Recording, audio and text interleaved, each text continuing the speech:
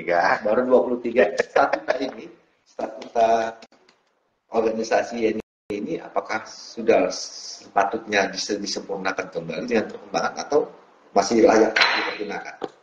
Ya kalau beberapa hal yang sebetulnya kan dalam beberapa wawancara kita juga sudah disampaikan kan,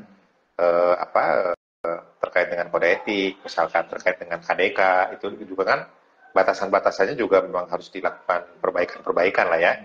Dan perbaikan tersebut bukan berarti ini ingin memasung hak seseorang, bukan. Tapi untuk kemudian malah memperbaiki lebih jauh, lebih baik lagi lah gitu ya. Jadi artinya ya kalau terkait dengan pertanyaan apakah harus atau bisa dilakukan perbaikan, ya menurut saya memang harus.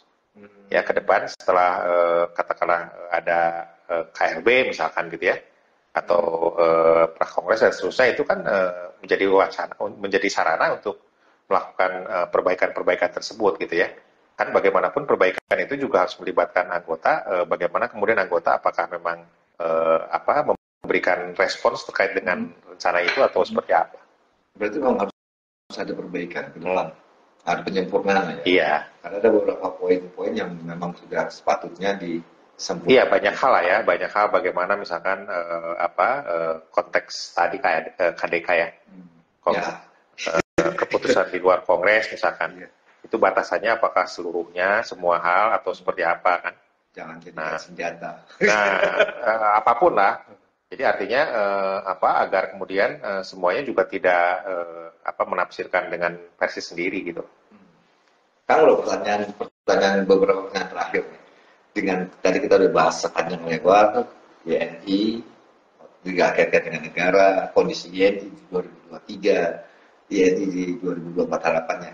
Nah sekarang impact yang kamu rasakan kamu rasakan di wilayah sendiri seperti apa sih impact ini? Terutama kan yang lain udah pada cover wheel nih. Walaupun ada 2 cover wheel, ada 1 cover wheel, Jatim 1, Sulsel 2, kemudian Jateng Jabar baru 1, ya kan, dan lain-lain lah. Nah, untuk Banten sendiri gimana nih dampak yang Kang UN rasakan di wilayah sendiri? Ya saya sih menganggap bahwa di Banten itu ya mana-mana aja sih ya. Kalau menurut saya gitu ya. Nggak ada pengaruh. Kalau pengaruh dalam konteks sisi katakanlah perasaan itu ya.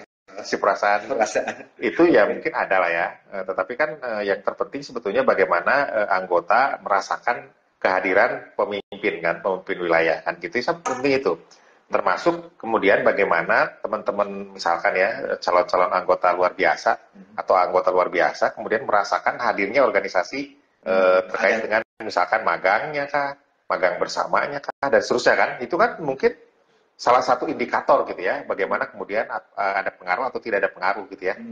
Kalau sejauh yang terjadi di sini menurut saya aman-aman saja. Berarti nggak pengaruh, walaupun di atas gonjang-ganjing, tapi ke wilayah nggak terlalu pengaruh. Ya sejauh ini dalam konteks pelaksanaan ini ya, misalkan tadi Maber, bagaimana kemudian pelaksanaan, karena misalkan saya diminta untuk memberikan keterangan ahli oleh teman-teman di Pengwil ya. Terkait dengan perkara yang melibatkan rekan gitu ya, itu kan salah satu indikator gitu loh.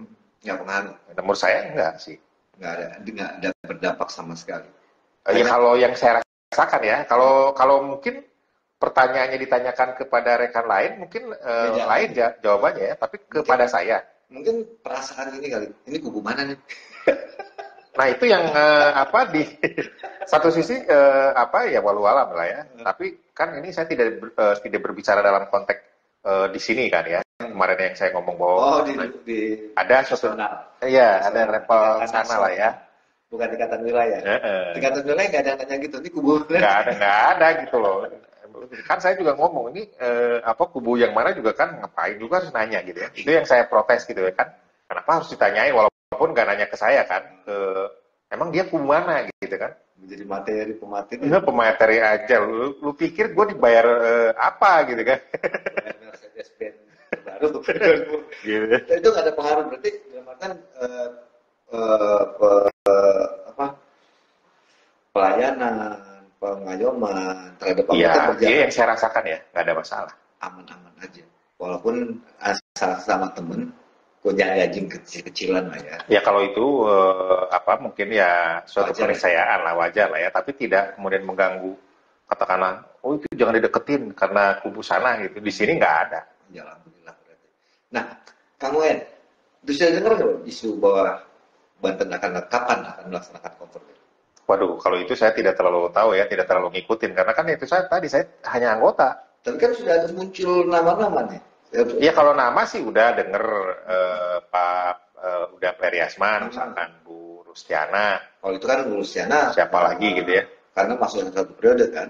Iya itu. Makanya tadi kalau ditanyakan terkait dengan rencana, saya malah nggak tahu karena mungkin kan bukan panitia juga kan atau belum disampaikan ke anggota. Gini ditunjuk jadi ketua panitia pelaksana. Nggak mungkin sih. Nah ini kalau nggak salah nih, saya sebutin ya calon-calonnya nih. Yang isu ya, baru isu ya, bukan calon. Baru yang didengar ya. Gosip. Kita bicara gosip bakal calon ketua Penggul Banten. Rustiana pastilah. Karena kan dia baru satu periode. Bang Ferry Asman, kalau nggak salah Mbak Rani, Bali sana. Dari 4 sosok ini kan putra-putri terbaik Banten dekat sama kamu ini seperti apa? Objektif, saya nggak mau subjektif. Oh saya temennya Bang Ferry Asman baik, nggak mau saya. Temen. Ya kan kita lihat dari track record dong. Kalau kita lihat misalkan Pak Ferry Asman di IPAT juga kan. Oh iya ketua ya. Ketua IPAT kan, bagaimana kemudian di IPAT juga bisa katakan hubungan dengan BPN kan sedemikian baik kan gitu ya. Tentu itu menjadi ukuran salah satunya. Jadi kan kalau terkait dengan menilai apakah layak atau tidak layak sebagai pimpinan, kan salah satunya indikatornya itu gitu ya. Di samping tentu kedekatan kepada anggota kan. Nah demikian juga dengan Bu Rustiana kan gitu ya. Bu Rustiana juga kan jelas kelihatan kan. Kelihatan dalam konteks misalkan menyelenggarakan maber gitu ya. Bagaimana kemudian antusias para anggota, calon-calon anggota ALB gitu ya.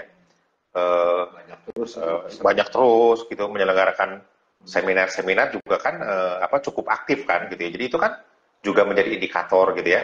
Kemudian Teh Rani juga kan bagaimana di Tangsel gitu ya. Juga sama gitu. Teh Lisa juga sama gitu. Sebetulnya tidak ada yang katakanlah misalkan tidak ada yang negatif dari 4 calon itu. Semuanya juga mumpuni, semuanya juga baik gitu ya. Dan tentu teman-teman setiap daerah juga punya ini jagoannya masing-masing mungkin ya. Pasti. Kalau di wilayah-wilayah sana misalkan karena Teh Lisa di Pandeglang ya kalau nggak salah ya. Pandeglang berarti kan mungkin kekuatannya di teman-teman Pandeglang lah. Misal gitu ya. Tapi ya sejauh ini yang saya kenal, yang saya ketahui semuanya itu mumpuni lah ya, senior-senior Banten yang terbaik gitu ya. Itu baik udah Ferry, Bu Rustiana, Teh Rani maupun Teh Lisa kalau tadi disebutin ya.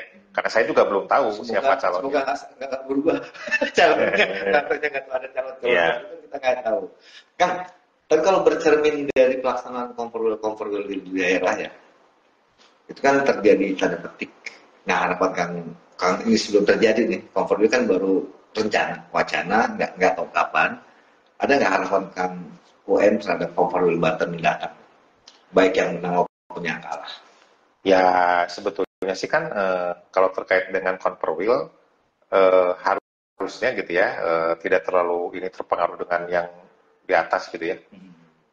Yang versi mana gitu ya kan. Buktinya kan memang kemudian kegiatan-kegiatan di daerah juga kan tidak terganggu kan. Di Banten lah ya saya lihat magang bersamanya masih jalan gitu ya. Kemudian tadi yang disebutkan di awal juga masih berjalan hubungan kita juga nggak ada masalah kan gitu ya. Hemat saya memang harus seperti itu gitu loh. Jadi kan bisa saja kemudian Konferwil Banten itu misalkan menjadi trigger dalam konteks bersatunya 2 versi tadi gitu ya. Mudah-mudahan sih, tapi kan saya tidak juga ini ya. Karena memang kemudian mau jadi ketua enggak lah. Saya rakyat. Gosip lagi.